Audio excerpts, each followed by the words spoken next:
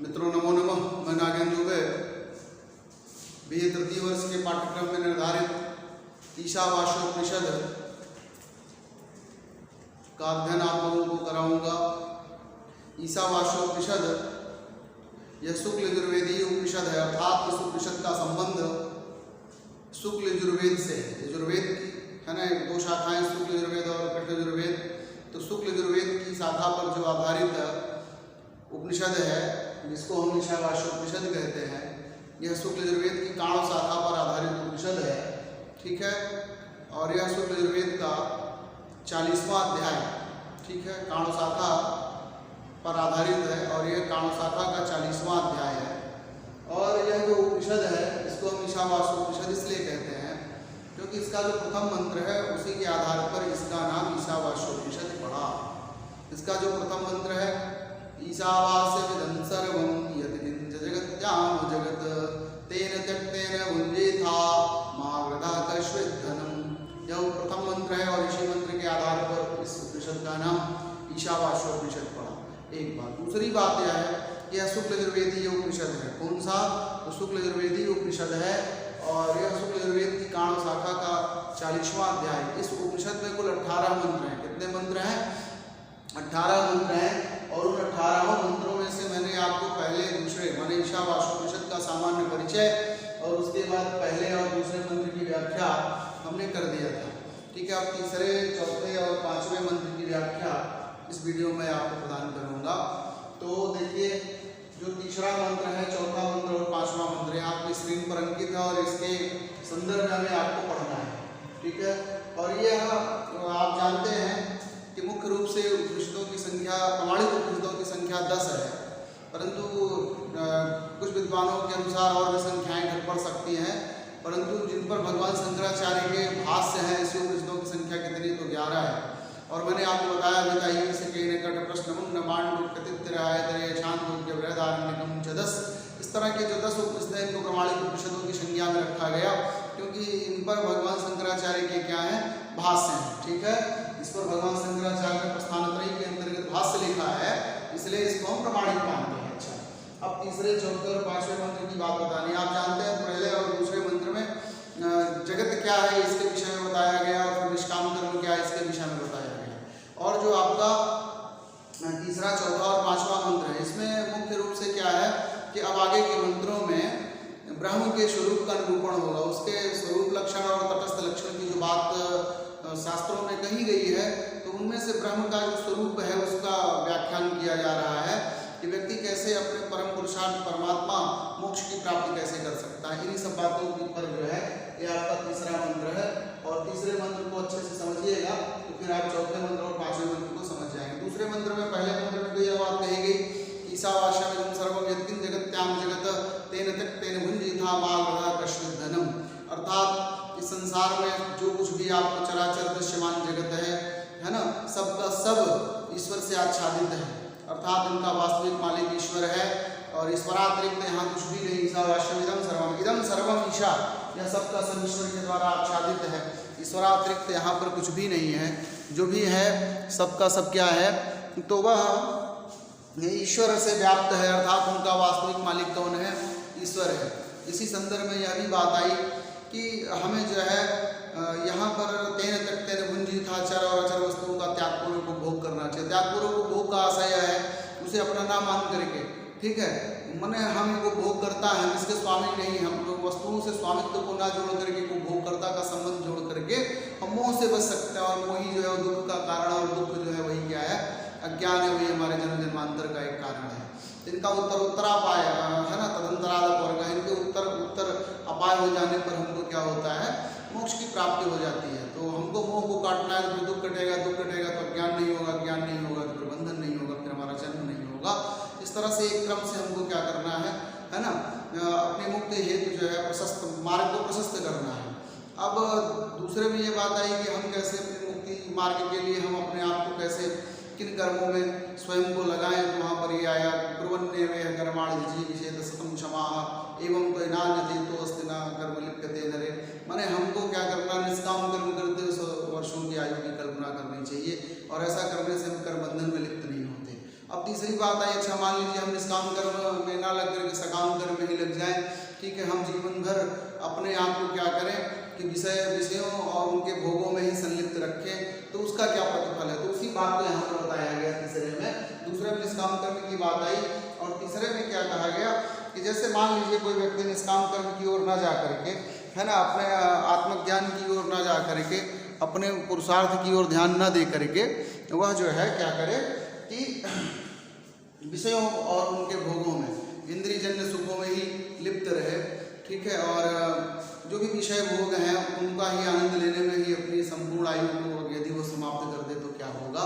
तो इसी बात पर जो है श्रुति कहती है कि असुरयानाम ते लोका अंधेन तमसावृताः तांस्ते प्रत्याविगच्छन्ति ये कीचात्मनो जनाः। देखिए यहाँ पर कुछ आपको ऐसी चीजें मिलेंगी जो आप सुने ही नहीं होंगे। तो प्रिय विद्यार्थियों, मुख्य रूप से ये तृतीय वर्ष के पाठ्यक्रम में निर्धारित है, तो ये तृतीय वर्ष के जो विद्यार्थियों ध्यान दें। असुरयानाम ते लोका अंधेन तमसावृताः तांस्ते प्रत्याविगच्छन्ति ये केच आत्मनो जनाः। ये केच आत्मनो जनाः। तो बोले क्या असुरयानाम ते लोका अंधेन तमसावृताः। यहाँ बात है आई कि ये माने जो आत्महनो जना, ठीक है, ये के माने जो कोई आत्महन जना, आत्महन लोग हैं, अपनी आत्मा की हत्या करने वाले लोग हैं। हन माने मारना, हन धातु, आत्महनो जना आत्महत्या करने वाले लोग हैं, जो अपनी आत्मा की हत्या करने वाले हैं। अब देखिए लोक में क्या है कि व्यक्ति जो है आग लगा लिया, विषपान कर लिया, ट्रेन के आगे कूद करके प्राण दे दिया, तो सामान्य रूप में कहते हैं कि इसने आत्महत्या कर ली, जबकि उसने आत्मा की हत्या नहीं की है, अभी तो उसने शरीर की हत्या की है ना। तो आपको यहाँ पर इस बात को समझना है कि जो आप लोक में आत्महत्या जिसे समझते हैं उस आत्महत्या की बात यहाँ नहीं की गई। यहाँ आत्महत्यारा कौन है, श्रुति की दृष्टि में आत्महत्यारा किसे कहते हैं, आत्महन है कौन, इसको समझना है। देखिए श्रुति की दृष्टि में आत्महत्यारा उसे कहा जाता है जो जिज्ञासु नहीं है, जो आत्मतत्व के संबंध में जिज्ञास नहीं बनता, अपनी आत्मा को जानने के लिए रंचमात्र, है ना, स्वयं को लगाता नहीं है, इसके विषय में जानने की कोशिश ही नहीं करता। हम कौन है, कहाँ से आए, हमारा उद्देश्य क्या है, हमें मानव शरीर क्यों प्राप्त हुआ, इन सारे विषयों में ध्यान न लगा करके वो सिर्फ और सिर्फ, ठीक है, धन पुत्र स्त्री इत्यादि के लोभ में और इंद्रियजन्य सुखों में ही क्या है, संलिप्त है। तो ऐसे जो भी प्राणी हैं उन्हीं को यहाँ पर क्या कहा गया, आत्महत्यारा कहा गया, ना कि ऐसे लोग जो है ना असामयिक मृत्यु के शिकार होते हैं, तो उनको यहाँ नहीं कहा गया, बल्कि उनके विषय में कहा गया ऐसे लोग जो विषय भोगों में संलिप्त हैं और आत्मतत्व के विषय में जिज्ञास नहीं बनते, उसके विषय में जानना ही नहीं चाहते हैं, या उनकी दृष्टि उधर नहीं जा पाती है, उन सदा सर्वदा निरंतर जो है धन पुत्र स्त्री इत्यादि भोगों में ही संलिप्त हैं। तो ऐसे लोगों को यहाँ पर क्या कहा गया, आत्महन कहा गया। तो बोले ऐसे आत्महत्यारे लोग जो होते हैं वे कहाँ जाते हैं, तो बोले प्रेत माने कब जाएंगे, प्रेत माने मर करके, अर्थात मरने के बाद अभिगच्छन्ति माने जाते हैं, ठीक है, तान माने उन लोगों में, ते माने वे कौन लोग, तो बोले ये केच आत्महनो जना, जो आत्महन लोग हैं, जो अपनी आत्मा के विषय में जानने का प्रयास नहीं किए, जो आत्मतत्व का साक्षात्कार नहीं कर पाए, ऐसे लोग मरने के बाद उसी लोक में जाते हैं। बोले किस लोक में जाते हैं, तो बोले असुरयानाम ते लोका अंधेन तमसावृताः। असुरयानाम ते लोका माने असुरों के नाम का जो प्रसिद्ध लोक है, असुरों के नाम से प्रसिद्ध लोकों में ऐसा लोग जो अंधेन तमसावृता, अंधेन माने अंधकार अर्थात अज्ञान रूपी, तमसा माने अंधकार से, अज्ञान रूपी अंधकार से आवृत्त माने क्या है, घिरा हुआ है। यहाँ पर अंधेन पद अज्ञान का वाचक है, तो अज्ञान रूपी तमसा माने अंधकार से आवृत्त, ठीक है, असुरों के नाम से जो प्रसिद्ध लोक हैं, लोक माने जो संसार में जो विविध प्रकार की योनियां हैं, है ना, तान माने उन्हीं लोगों में, ते माने वे लोग जो आत्महत्यारे लोग हैं, प्रेत माने मरने के बाद क्या है, जाते हैं। अब बात आपको समझ में आ गई। तो कहने का मतलब यह है कि असुरों के नाम से प्रसिद्ध जो लोग हैं, ठीक है, असुरों के नाम से प्रसिद्ध जो लोग हैं और ऐसे लोग, ठीक है, असुरों के नाम से प्रसिद्ध वे लोग जो अज्ञान रूपी अंधकार से आवृत्त हैं, जो बिल्कुल आबद्ध हैं, घिरे हुए हैं, बोले तानस्ते प्रत्याविगच्छन्ति ये केच आत्मनो जना, जो आत्महत्यारे लोग, जो आत्म तत्व के जिज्ञास नहीं बनते हैं, जो आत्मा के संदर्भ में जानने का प्रयास नहीं करते हैं, ऐसे लोग मृत्यु माने मरने के बाद उन्हीं लोगों में प्रयाण करते हैं, उन्हीं लोगों में जाते हैं और वहाँ जाने के बाद है ना नानाविध जो माने अनेक प्रकार की जो योनियाँ हैं, नारकीय योनियाँ हैं, उन्हीं योनियों को प्राप्त होते हैं और फिर नद्या की जायवावत है ना वही जो पंचदशी की बात है, फिर कभी मुक्त नहीं हो पाते हैं। जैसे भंवर में पड़ा हुआ एक कीड़ा, ठीक है, कभी हवा चलती है तो नदी से ये इस किनारे से उस किनारे लगने की कोशिश करता है और जैसे जब उधर पहुंचता है तो फिर हवा चलती है तो फिर बीच भंवर में आता है, फिर इधर से उस किनारे जाने की कोशिश करता है और किनारे के बाद फिर हवा चली तो फिर इधर, तो इस तरह से वो कर्म से भोग और भोग से कर्म, कर्म से भोग और भोग से कर्म में ही लिप्त रहते हैं। उनका कभी भी जो है ना मुक्ति नहीं हो पाती, कभी मोक्ष को नहीं प्राप्त कर पाते हैं। तो इस तरह से क्या है कि ये उसी लोक में मरने के बाद असुरों के नाम से प्रसिद्ध जो लोक हैं अर्थात जो नारकीय लोक हैं उन नारकीय लोकों को प्राप्त करते हैं। तो इस तरह से फिर विद्यार्थियों तीसरे मंत्र की बात आई और इसका मतलब अब यहाँ पर यह बात आप साफ समझ गए कि श्रुति यह उपदेश कर रही है कि आप आत्महन मत बनिए, माने हमारा जो प्रयोजन है उसमें आप अपनी आत्मा की हत्या मत करिए।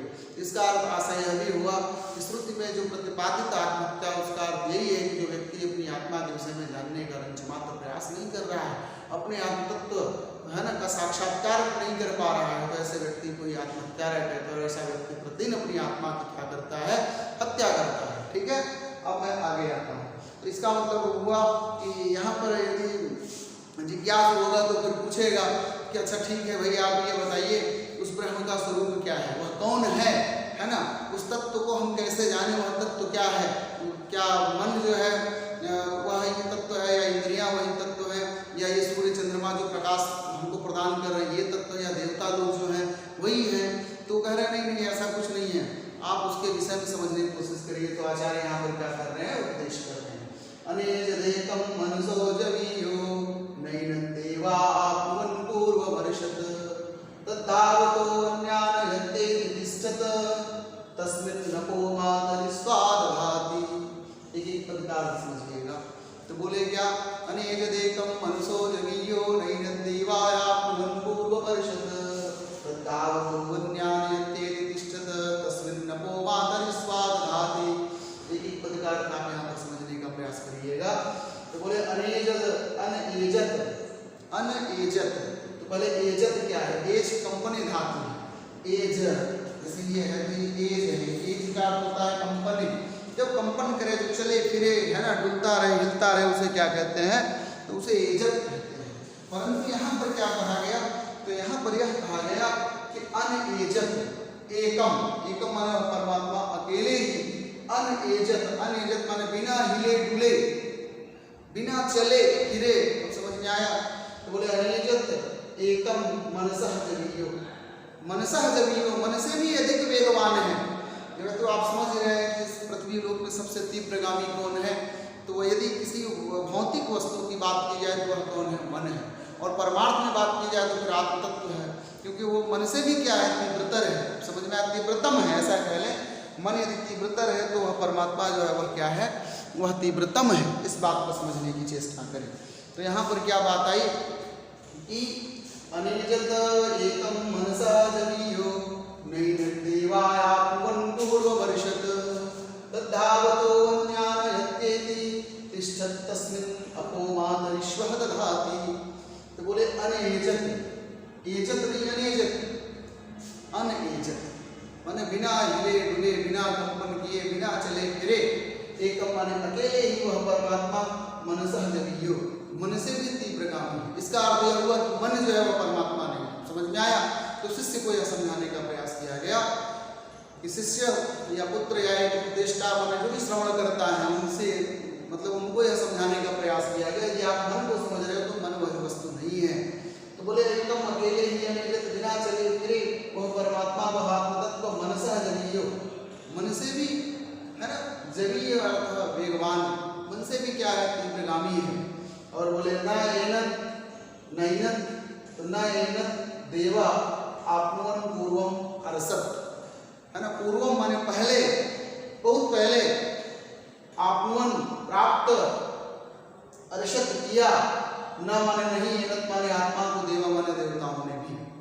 बोले पूर्व माने बहुत पहले, देवा माने देवताओं ने भी, ठीक है, ना माने नहीं, एनत माने आत्मा। इस आत्मा को, इस परमात्मा तत्व को जानने का प्रयास किया, प्राप्त करने का प्रयास किया, परंतु वे भी उसे प्राप्त करने में असहज हो गए, असमर्थ हो गए। बात समझ में आया? वह भी उनकी समझ से क्या है, परे। ये कहने का भाव है कि देवताओं की समझ से भी परे, अर्थात देवता भी उससे क्या है, नीचे ही है, उससे ऊपर नहीं है। ये बात आई कि न एनत देवा आत्मन पूर्वम अर्षत। इसका भाव यह हुआ कि न माने नहीं, एनत माने क्या, आत्मा को, देवा का हुआ कि देवता लोग, समझ में आया कि देवता लोग भी, महर्षि गण भी, ठीक है, जो है कि पूर्वम माने बहुत पहले उसे जानने का प्रयास किए, परंतु न आत्मन अर्षत, न आत्मन अर्षत, उसे प्राप्त नहीं कर पाए, अर्थात उसे पूर्ण रूप से समझ नहीं सके। बात समझ में आया?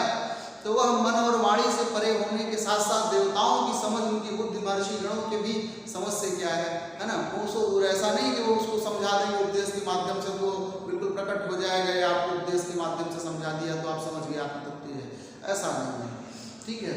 वह सतत जो है आपके क्या, चिंतन मनन और निधिध्यासन से ही आपको प्राप्त होगा। उपदेश एक साधन हो सकता है, उपदेश आपको समझाने का एक माध्यम बन सकता है, परंतु अगर यह सोचा जाए कि नहीं, उसको वाणी से हम कथन कर दें, ठीक है, कि वाणी से कथन कर देंगे और आप आत्मा समझ जाएंगे, तो अवांग मन से गोचरम, है ना, वह वाणी और मन से भी गोचर नहीं है। वाणी और मन का स्वयं, है ना, उसी के प्रकाश से ये प्रकाशित होते हैं, तो मन और वाणी उसकी व्याख्या करने में बिल्कुल असमर्थ है। इसी बात को यहाँ पर यह भी समझाया गया कि नहीं जैसे एकम मन सहजगियो, मन से भी वह तीव्रगामी है, और देवता, महर्षि इत्यादि से पूर्ण रूप से आज तक भी नहीं समझ पाए, उसकी व्याख्या कर सकते हैं। और फिर बोले तत् माने वो परमात्मा, धावता माने जितने भी दौड़ने वाली वस्तुएं हैं, जैसे हाथी, घोड़ा, मन, इंद्रिय इत्यादि जो भी तीव्रगामी वस्तुएं हैं, तो तत् धावता माने दौड़ने वाली, अन्यान माने दूसरी, परमात्मा के अतिरिक्त जितनी दूसरी वस्तुएं हैं, अत्येत माने वह का अतिक्रमण कर जाता है। कैसे? तो बोले तिष्ठत माने स्थित होते हुए, वह स्थित होते हुए ही माने वो भी सब तो दौड़ करके किसी को पार कर। जैसे मान लीजिए दो घोड़े हैं, एक घोड़ा जो है जा रहा है, दूसरा घोड़ा उसे आगे निकलना चाहता है, उससे आगे उसको भी दौड़ना पड़ेगा, लेकिन परमात्मा ऐसा नहीं है। बोले तत् माने वह परमात्मा, धावता माने जितने भी दौड़ने वाली वस्तुएं हैं, जितने भी दौड़ने वाले तत्व हैं, अन्यान माने दूसरे दूसरे जितने भी दौड़ने वाले हैं, तिष्ठत माने वह परमात्मा, तिष्ठत अर्थात रुक करके, अर्थात एक जगह स्थित होकर के, अत्येत माने उनका अतिक्रमण कर जाता है, उनको पार कर जाता है। बात आप समझ में आया? और फिर बोले तस्मिन अपह मातरिस्वा दधात, दधात माने धारण करते हैं, ठीक है, मातरिस्वा अप माने जल, मातरिस्वा इत्यादि जल को धारण करते हैं, अर्थात जल वर्षण करते हैं। तस्मिन माने उसी परमात्मा में, अर्थात उसी परमात्मा के सामर्थ्य से, उसी परमात्मा के प्रकाश से, उसी परमात्मा की शक्ति से ये मातरिस्वा इत्यादि अपह दधात माने जल को धारण करते हैं, अर्थात जल वर्षण इत्यादि करते हैं। कहने का भाव यह हुआ कि उसी के प्रकाश से जो है, उसी के सामर्थ्य से, उसी के, है ना, शक्ति से यह मातरिस्वा इत्यादि जितने भी देवता वे अपने कार्य को करने में सक्षम होते हैं, समर्थ होते हैं, अर्थात वे उसी के प्रकाश से स्वयं को क्या है ना, चमत्कार करने में समर्थ होते हैं, या अपने अपने कार्यों को संपादित करते हैं। तो इस तरह से फिर विद्यार्थी आप समझ रहे होंगे कि मन जो है वह परमात्मा नहीं है, देवता जो है ना, उसको व्याख्या नहीं कर सकते, देवता परमात्मा नहीं है। जितने दौड़ने वाली वस्तुएं सबको एक जगह स्थिर होकर के क्या करता है, अतिक्रमण कर जाता है, और उसी के प्रकाश से समस्त देवता जो है अपने अपने कार्यों को संपादित करते हैं, या अपने अपने जो भी चमत्कार प्रदर्शन हो रहा है, या जो भी कार्य कर रहे हैं, सबके सब उसी परमात्मा के भीतर स्थित होकर के ही करते हैं, उसी के प्रकाश से प्रकाशित होकर के ही करते हैं। यह बात है। अच्छा, आप दूसरी बात देखिएगा, तो यहाँ पर यह बात आई, उसको ये लगेगा कि वह बिना चले फिरे ऐसे कर रहा है, ठीक है, तो क्या ऐसा तो नहीं है कि वो परमात्मा जो है जंगम ना होकर के स्थावर हो, अर्थात एक जगह स्थिर रहने वाला हो, चलता फिरता ना हो, तो शिष्य बुद्धि में इस तरह का कहीं भेद ना उत्पन्न हो जाए, ऐसा ना हो कि शिष्य की बुद्धि में जो है इस तरह के पूर्ण सा भाव न समझ में आए। तो इसीलिए उन्होंने कहा कि ऐसा नहीं है, परमात्मा जो है वह ऐसा नहीं है कि चलता ही है और बिना चले सब काम कर देता है। तो ऐसा नहीं है कि वहीं शिष्य यह समझ ले कि वह स्थावर है, अर्थात जंगम नहीं, वो चलता फिरता नहीं, ऐसा तो नहीं, कोई जड़ है। तो बोले क्या, तदेजति तन्नैजति तददूरे तदवन्तिके तदन्तस्य सर्वस्य तदु सर्वस्य बाह्यतः। देखिए, बोले तदेजति, ऐसा नहीं है बेटा, वह तद एजत वह चलता भी है। और फिर बोले तत् न एजत, तत् माने वह परमात्मा, न एजत नहीं भी चलता है। क्या बात है, दोनों बातें कही गई, तद एजत वह चलता भी है और तत् न एजत और वह नहीं भी चलता है। अब प्रश्न उठा कि वह चलता भी है और नहीं भी चलता, ये क्या बात है? तो कहने का भाव यह है उस परमात्मा के अगर देखेंगे तो दो रूप है। साकार रूप में वह चलता भी हमको प्रतीत होता है और निराकार रूप में जो उसका वास्तविक स्वरूप है निर्गुण रूप में अगर देखें तो वह नहीं भी चलता है। बात आप समझ में आई? तद एजत तद न एजत माने वह चलता भी है और वह नहीं भी चलता है। और तद दूरे तद अंतिके, तो तद दूरे तद अंतिके, तो बोले तद है ना, दूरे तद उ अंतिके, तदवंतिके, तद दूरे वह नास्तिकों से, अश्रद्धावान व्यक्तियों से दूरे माने उनकी समझ से दूर है, उनसे बहुत परे है। अज्ञानियों से क्या है, बहुत परे है, अज्ञानियों से कोसों दूर है, मीलों दूर है ऐसे कहते। और तद अंतिक, अंतिक का अर्थ हुआ समाप्त, समीप में। तद माने वह परमात्मा श्रद्धावान लोगों के पास है ना, में है, श्रद्धावान के पास में अर्थात श्रद्धावान के समीप में है, आस्तिकों के समीप में है, श्रद्धालु व्यक्ति के समीप में है, या जो जिज्ञासु है वह उनके समीप में है और जो उसको जानने वाले नहीं वो उनसे बहुत दूर है। ये बात आप समझ गए कि तद एजत वह चलता भी है वह नहीं भी चलता, अर्थात परमात्मा साकार रूप में जो है वो चलता भी है और जो निराकार रूप है उसमें वह आपको नहीं चलता फिरता प्रतीत होता है। तद दूरे वह श्रद्धालु व्यक्तियों के क्या है, समीप में भी है, और तद उपवंती के और वह उनके समीप जो है श्रद्धालुओं से के समीप में है। और तद दूरे और जो अश्रद्धावान लोग हैं जो तत्व के जिज्ञासु नहीं है तो उनसे वह क्या है, बहुत दूर है। तद अंतस्य सर्वस्य तदु सर्वस्य अस्य भारत, तो बोले क्या, तद अंतस्य है ना, तद अंतः अस्य सर्वस्य, तद माने वह परमात्मा अंतः भीतर है ना, सर्वस्व माने सब, वह सबके भीतर है अर्थात समस्त वस्तुओं में विद्यमान है। और तदु सर्वस्य अस्य बाह्यता, वह सबके बाहर भी है। बात आप समझना, सबके भीतर भी है और उससे है ना जो बाहर है वह भी वही परमात्मा है। तो कहने का मतलब परमात्मा जो है वो सर्वत्र व्याप्त है। तो इतनी बात जो है उन्होंने क्या किया कि शिष्य बुद्धि को समझाने का प्रयास किया कि देखिए परमात्मा जो है वह चलता भी है और नहीं भी चलता है, ठीक है, वह समीप में भी है और उससे दूर भी है, वह लोगों के क्या है, सर्वस्य अस्य, वह सबके समीप में भी है, ठीक है, और उनसे दूर भी है। और यदि हम उसका साकार रूप देखें तो हमें चलता फिरता लीला करता हुआ दिखाई देता है, और निर्गुण रूप में जाए तो लीला करता हुआ नहीं दिखाई देता है ना। और इसी तरह से अगर हम देखें तो जो नास्तिक लोग हैं वो उनसे दूर है और जो प्रेमी जन है वो उनके क्या हैं, समीप में है। और इसी तरह से अगर हम देखें तो वह जगत के क्या है, ठीक है, तद अस्य अस्य अर्थात जगत से, वह जगत के संपूर्ण जगत के क्या है, भीतर भी है, और वह जो परमात्मा संपूर्ण जगत के क्या है, बाहर भी है। तो इसके बाद का जो श्लोक है उस जो इसके बाद का मंत्र है उस पर मैं व्याख्या देता हूँ। तो आइए अपने विद्यार्थियों इसके बाद वाले मंत्र पर प्रकाश डाला जाए।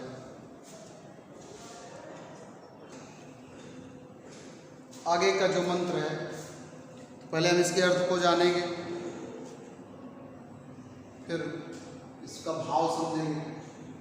इसका जो छठा मंत्र है उसको पढ़ता हूँ, फिर इसका भाव समझाता हूँ। यस्तु सर्वाणि भूतान्यात्मन्येवानुपश्यति सर्वभूतेषु चात्मानं ततो न विजुगुप्सते। इसको तोड़ लें तो यस्तु सर्वाणि भूतानि आत्मनि एव अनुपश्यति सर्वभूतेषु च आत्मानं ततो न विजुगुप्सते। तो यस्तु सर्वाणि भूतानि आत्मनि एव अनुपश्यति, आत्मन्येवानुपश्यति, आत्मनि एव अनुपश्यति। कोई अड़ से संदेह है? भूतानि धन आत्मन बराबर भूतान्य आत्मन्य है ना, भूतानि धन आत्मन बराबर भूतान्य आत्मन और आत्मन धन बराबर आत्मन्य। तो ये क्या हो गया, एक से संदेह दोनों स्तरों पर। देखिए यहाँ पर समझने की बात क्या है उसको आप समझिए। एक तो ये क्या है, हमारा देह है, ठीक है, और एक हमारा इसमें निहित जो है वो क्या है, वो चेतन तत्व है, ठीक है। अब आप समझने की कोशिश करिएगा, यह हमारा देह है और यह क्या है, चेतन तत्व है। तो जैसे मान लीजिए मानव की देह है, इसकी देह है, मानव देह है, उसमें क्या है, चेतन है। इसी तरह से मान लीजिए ये कुत्ते की देह है, ठीक है, ये कुत्ते की क्या है, देह है, और उसमें एक नींद क्या है, चेतन है। फिर इसी तरह से मान लीजिए एक हाथी है और उसका एक ये हाथी है और ये उसमें क्या है, चेतन तत्व है, ठीक है।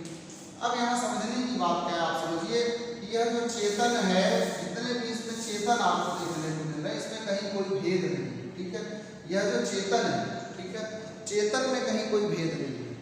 अब आप समझिए भेद कहाँ है, तो भेद जो है वह कहाँ मिलेगा, तो भेद आपको मिल रहा है सिर्फ और सिर्फ देह में। कैसे अंतर आप करेंगे, देखिए जैसे मान लीजिए मरा हुआ एक मानव का शरीर है, ठीक, इसी तरह से एक मृत शरीर किसका है, कुत्ते का, इसी तरह से एक मृत हाथी है। तो इनमें अगर जरा सा देखें, इनमें जो भी है ना, तीनों समान दशा पड़े हैं, तीनों में अब ये नहीं कहा जा सकता है कि ये कुत्ता, ये मानव और ये हाथी तीनों में किसी प्रकार चेतना, इसका भी चेतन निकल गया, उसका भी चेतन निकल गया, इसका भी चेतन निकल, फिर ये तीनों मृत हो गए, है ना। तो कहने का भाव यह है कि ये जो चेतन है वो क्या है, वह एक है। इसी चेतन को हम क्या कहते हैं, एक है। इसी को हम क्या कहते हैं, अनंत है। इसी को हम क्या कहते हैं, परमात्मा है। बात आपको समझ में आई कि नहीं समझ? जो इस बात को समझ लेता है, जो इस बात को समझ लेता है, वही बात गीता वाले स्वनी सुपाके है ना, पंडित समदर्शी, जैसे चांडाल और कुत्ते में पंडित जो है समदर्शी होता है। क्यों समदर्शी होता है, क्योंकि उनमें औपाधिक भेद उसके शरीर का भेद है, उनके भीतर जो निहित आत्मतत्व है उसमें कहीं कोई भेद नहीं है, वो उनके कर्मानुसार उनको है ना शरीर की प्राप्ति हुई है। तो उनमें जो चेतन तत्व है वह एक ही, उसमें कहीं कोई भेद नहीं है। इसी बात को यहाँ कहा गया, या माने जो, तू माने तो, सर्वाणि भूतानि, भूत माने प्राणी, सर्वाणि भूतानि माने समस्त प्राणियों में, आत्मनि एव अनुपस्थित, आत्मा को ही देखता है। समझ में आ रहा है?